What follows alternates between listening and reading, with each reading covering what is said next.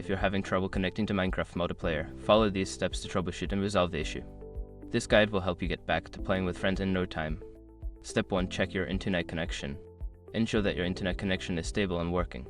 You can do this by visiting a website or running a speed test. If your connection is down, try restarting your router or contacting your internet service provider. Step 2. Verify Minecraft server status.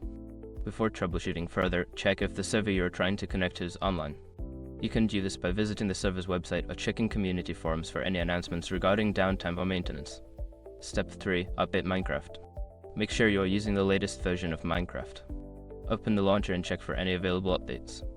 If there is an update, download and install it, as compatibility issues can arise from using different versions. Step 4. Adjust firewall and antivirus settings.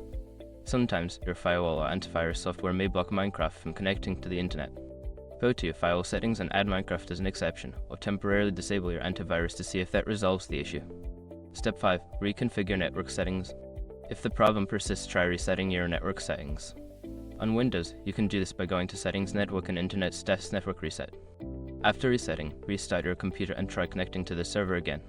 By following these steps, you should be able to resolve any issues preventing you from connecting to Minecraft multiplayer.